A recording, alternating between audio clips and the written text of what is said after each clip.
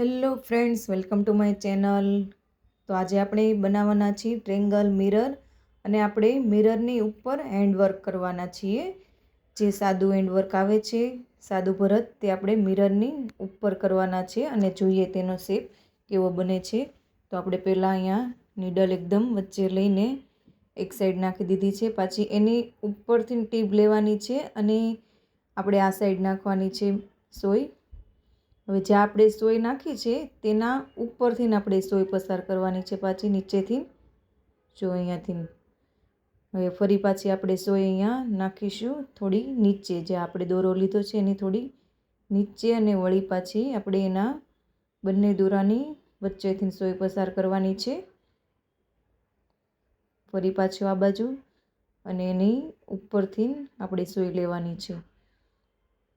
જો આપણે અહીંયા દોરો લીધો છે, અહીંયાથી આપણે થોડી સોય નીચે આવવા દેવાની છે. ત્યારબાદ એની ઉપરથી આપણે સોય પસાર કરીને ફરી પાછું આ સાઈડ સેમ ટુ સેમ ફરી પાછું આ સાઈડ. એટલે આપણે જો ઉપર સાદું હેન્ડવર્ક બનતું જાય છે. આપણે જે સાદું ભરત ભરીએ છીએ ને કચ્છી, એ સાદું વર્ક આપણે ઉપર બનતું જશે.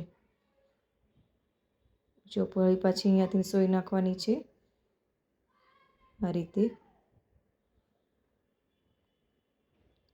ઘણાની એવી કમેન્ટ હતી કે તમે વિડીયો બહુ ફાસ્ટ બનાવો છો, એટલે કે બધા રીલ્સ જોતા હોય એમાં એવું લાગે કે વિડીયો ફાસ્ટ છે, પણ મારો આખો વિડીયો યુટ્યુબમાં હોય છે આજે સ્લોવાળો. પણ આજે હું તમને સમજાવીને બતાવી દઉં કે કઈ રીતના હેન્ડવર્ક કરવાનું. જો આ રીતના બંને સાઈડ.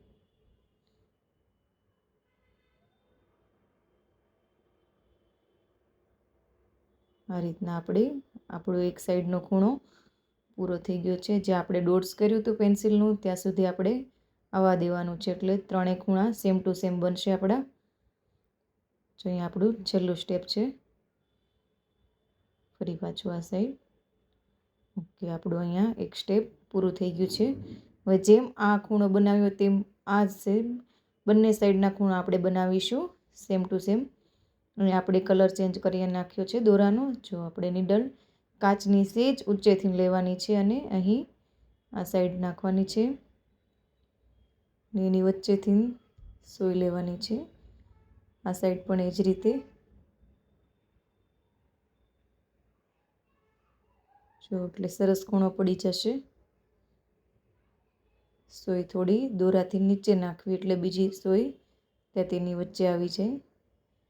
બસ આ જ રીતે સેમ ટુ સેમ બંને ખૂણા ભરી દેવાના છે, એટલે ત્રણેય ખૂણા સેમ થઈ જશે. જો આ રીતના સોય નાખવાની છે નીચે, અને આ બાજુથી પણ એ જ રીતના આપણે સોય નાખીશું. હવે આ જ રીતે આપણે જે પહેલો ખૂણો ભર્યો તે જ રીતે સેમ ટુ સેમ આપણે આ ખૂણો ભરતો જવાનો છે નીચે તક. જો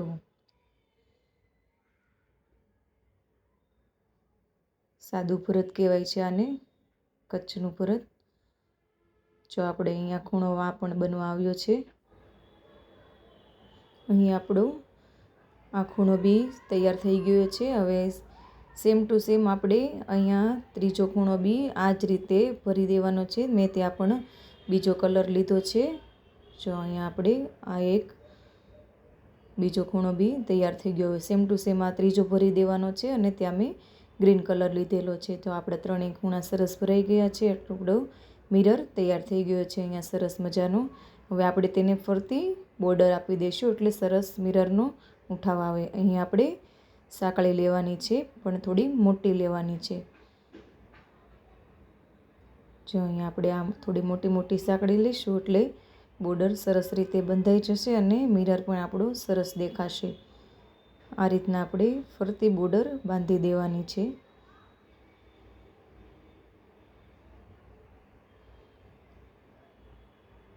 જો આ રીતના આપણે બોર્ડર સરસ બંધાઈ જશે એટલે મિરરનો લુક સારો આવશે. થઈ ગયું આપણું. અહીંયા આપણે આ જ રીતે ફરતી બોર્ડર કરી લેવાની છે. અહીંયા આપણે જો એક ખૂણો પૂરો થઈ જાય એટલે સોયને આપણે નીચે જવા દેવાની છે, એટલે ખૂણો બરાબર પડે. ત્યાર પછી આપણે એ સાંકળીની વચ્ચેથી સોય પસાર કરીને લાવવાની છે, નીચેથી અહીંયાથી. હવે તે જ રીતે આપણે આ રીતે ફરતી બોર્ડર બાંધી લેવાની છે ત્રણેય બાજુ.